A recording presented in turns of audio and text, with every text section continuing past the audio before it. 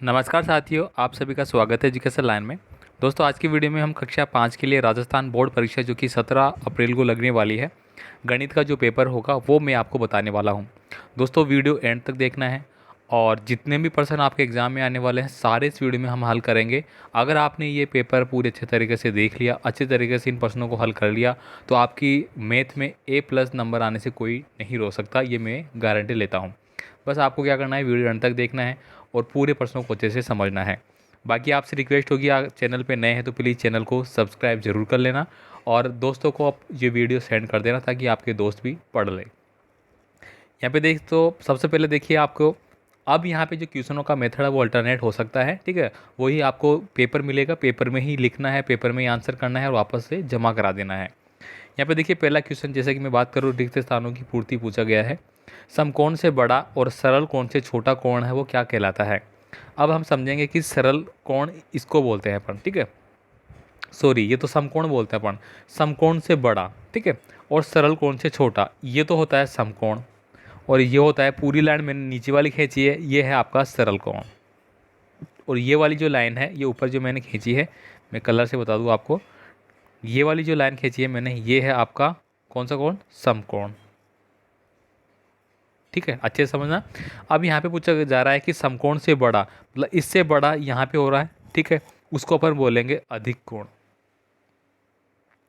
और सरल कोण है, उससे छोटा है ये, तो उसको अपन क्या बोलेंगे, अधिक कोण बोलेंगे। आप अच्छे से समझ लेना। अगर यहाँ पे बोला जाता है कि समकोण से छोटा इस साइड में, तो उसको अपन क्या बोलते हैं, इस तरह से, मान लो इस तरह से होता वो, ये समकोण है, इससे छोटा है, तो उसको क्या बोलते हैं अपन, न्यून कोण। दोनों देख लेना, कोई सा भी पूछ लिया जाएगा। एक समकोण की माप होती है, एक समकोण डिग्री है, उसकी माप होती है 90 डिग्री। ऐसा कैसा आपको पूछा जाएगा, रट लेना ये चीज़।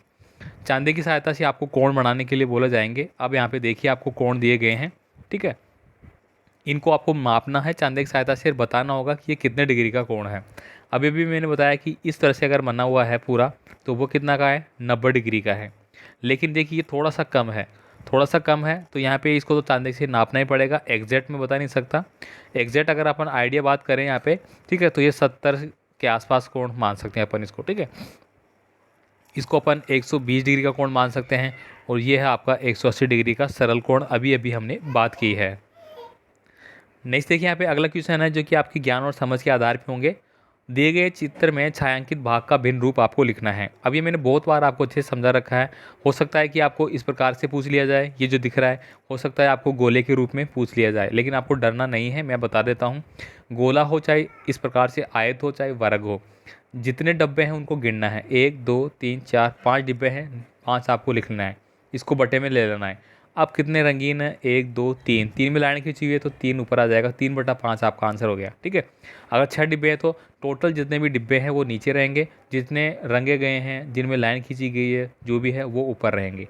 अब 3/5 कहाँ पे है, ये देखिए 3/5 ये रहा आपका आंसर है। बहुत आसान तरीके से आपको समझा रहा हूँ, ठीक है। नेक्स्ट देखिए, यहाँ पे सरल रेखा को देखकर बताइए कि गुब्बारे में कौन सी संख्या आएगी। वही आपको यहाँ पे देख लेना है। 1 2 3 4 5 6 चल रहा है, 1 और 2 के बीच में 2 डॉट है, ठीक है। मतलब 1 और 2 का मतलब क्या हो रहा है कि इनके बीच में भी क्या डिनोट कर रहा है, डेढ़ डिनोट कर रहा है। मतलब एक डॉट है वो यहाँ पे 3.5 से भी कम है ये, ठीक है, 3.5 से भी ये कम होगा। आगे देखिए, यहाँ पे संख्याएं आपको दी गई है, सबसे बड़े से सबसे छोटे क्रम में आपको लिखना है। मतलब आपको अवरोही क्रम, आरोही क्रम, ये दोनों याद होना चाहिए, ठीक है। यहाँ पे देखिए, आपको दिए गए 59,000, 53,000, 59,000, 57,000। तो यहाँ पे क्या बोल रहा है कि बड़े से छोटे क्रम में, मतलब पहले सबसे बड़ा आएगा। अब देखिए, 59,000 दो में दिया गया है, लेकिन एक में 59,307 है, एक में 59,703 है। तो सबसे पहले क्या आएगा आपका, 59,703। फिर क्या आ जाएगा आपका 59,000 और 307 आपने लिख देना है। फिर 57,000 है, तो फिर 57,039 लिख दिया। फिर लास्ट में बच के आपका 53,907, ऐसे आपको लिखना है, ठीक है। सबसे बड़ा पहले, फिर सबसे छोटा। नीचे दिए गए संख्याओं में कथनों को जांचकर बॉक्स में सही और गलत आपको बताना है। संख्या दोस्तों यहाँ पे दी गई है, कोई भी संख्या आपको दी जा सकती है।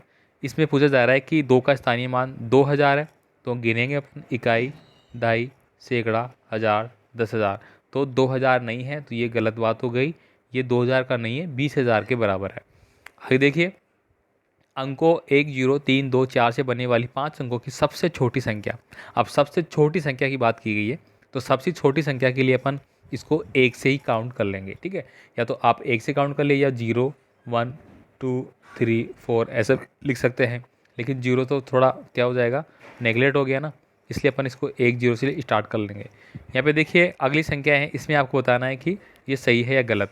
मैंने कई बार बता रखा है कि इस साइड से अगर मुंह खुला हुआ है, इधर मैंने लिखा 5, इधर लिखा मैंने 3, इसका मतलब है जिस तरफ मुंह खुला हुआ है वो संख्या बड़ी होती है, जिस तरफ मुंह जो पेना मुंह है वो संख्या छोटी होती है, ठीक है। अब आप यहाँ पे देखेंगे 7632, 7236, तो बड़ा कौन सा आ रहा है, यही आ रहा है, तो ये आपका सही है। संख्या 20,180 का विस्तारित रूप है, वो ये होगा क्या, तो बिल्कुल ये 20,000 है, ये 1,000 है, मतलब 21,080, तो ये गलत हो गया।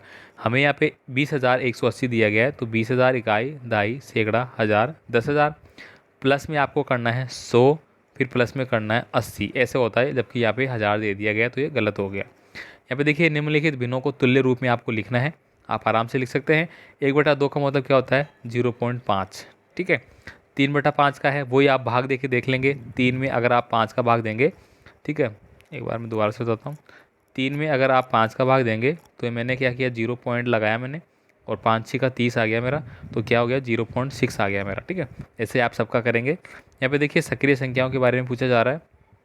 भारतीय संख्याओं का जोड़ आपको करना है, ठीक है, ये तो आपको देख लेना है भाई, ठीक है। यहाँ पे देखिए छूटे हुए अंकों को बॉक्स में लिखना है। अब आपको आपको एक तो ऐड और एक सब्सटेंस, यानी कि जोड़ और बाकी दोनों पूछे जाएंगे। अब यहाँ पे देखिए 9 दिया, यहाँ पे जोड़ का चिन्ह है, मतलब ये जोड़ हो रहे हैं, तो यहाँ पे क्या होगा, 2 होगा, 9 2 11 का 1 हासिल की, यहाँ पे क्या लग गई, 1। अब यहाँ पे 1 और 2 3 होते हैं, लेकिन यहाँ पे लिखा गया है 5, मतलब यहाँ पे 2 नहीं है, यहाँ पे संख्या क्या आएगी, बड़ी आएगी, ठीक है। यही आपको समझना है।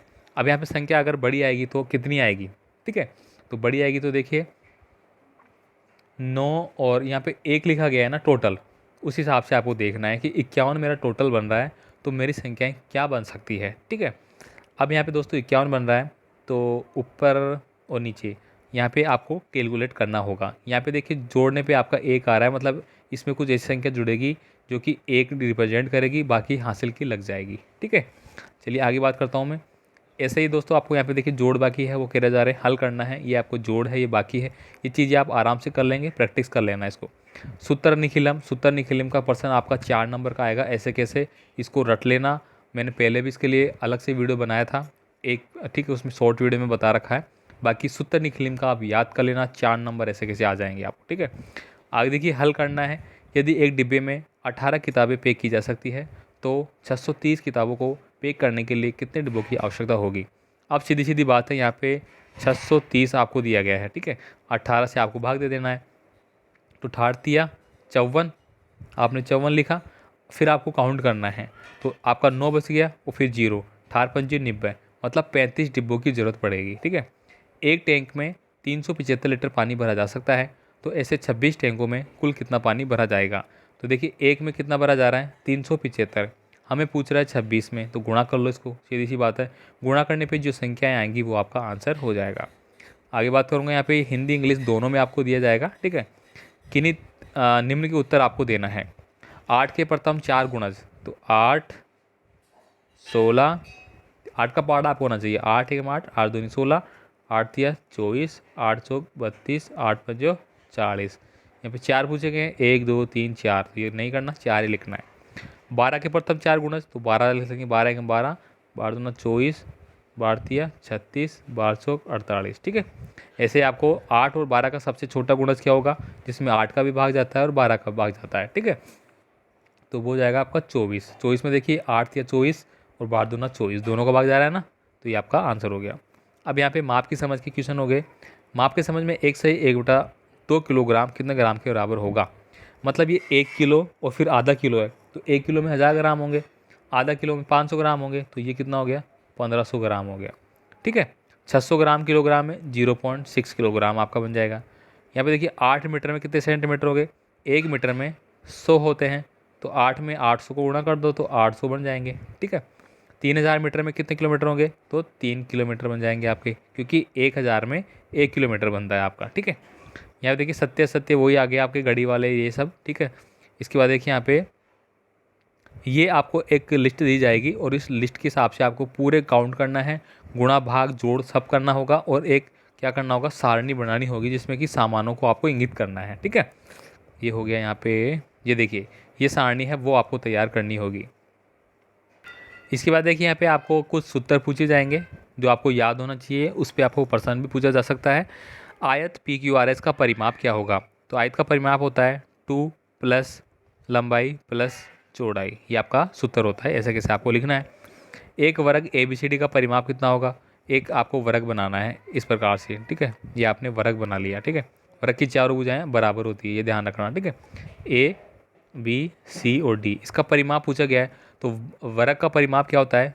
4 गुणा भुजा। ठीक है, 4 गुणा भुजा होती है आपकी। ठीक है, आगे देखिए वर्ग ए बी सी डी और आयत पी क्यू आर एस के परिमाप समान है, तो ये बताना है आपको। अब यहाँ पे देखिए वर्ग ए बी सी डी का क्षेत्रफल, तो वर्ग का क्षेत्रफल क्या होता है? भुजा स्क्वायर। ठीक है, भुजा गुणा भुजा लिख दीजिए या फिर भुजा स्क्वायर, मतलब एक भुजा अगर 4 की है तो 4 गुणा 4 16 आंसर हो जाएगा। आयत पी क्यू आर एस का क्षेत्रफल, आयत का क्षेत्रफल क्या होता है? लंबाई गुणा चौड़ाई। ठीक है, दोनों आपको याद होना चाहिए। दोनों आकृतियों में से किसका क्षेत्रफल अधिक है और कितना है, ये भी आपको होना चाहिए। 3 कोल्ड ड्रिंक की बोतल की धारिता क्रमशः 600 मिलीमीटर, 2 लीटर और 1 लीटर 600 मिलीलीटर है। इनको आपको ऐड करना है। ठीक है, धारिता का मतलब ऐड करना है। इसके बाद देखिए यहाँ पे आंकड़ों की समझ के वाले क्वेश्चन हो गए। संख्या पैटर्न आपको दिया जाएगा, अगला पद आपसे पूछा जाएगा। मान लीजिए ऐसे लिख दिया 4 फिर 6 फिर 8 फिर यहाँ पे दे दिया क्या आएगा? तो 10 आएगा। क्यों? क्योंकि 4 और 2 6, 2 का गैप फिर 2 का गैप फिर 2 का गैप, इस प्रकार से। अब यहाँ पे देखिए कितने का गैप आ रहा है? 9 और 6 15, फिर 6 फिर 6, तो फिर 6 आएगा। तो 7 और 6 33, मतलब 33 आपका आंसर आएगा। तो ऑप्शन नंबर ये आपका सही हो गया ऐसे। ठीक है, ये टेली करना है आपको चिन्हों को। यहाँ पे देखिए नीचे देखिए चिन्हों को आपको पहचानना है और आने वाली आकृति को आपको बताना है, तो ये आप आराम से बता देंगे। इसके बाद देखिए यहाँ पे कुछ यातायात के प्रश्न होंगे वो आपको करने होंगे। ठीक है, तो इस प्रकार से पूरा कक्षा 5 के लिए मैंने लगभग सारे प्रश्न आपको बता दिए हैं कैसे आएंगे, क्या करना है।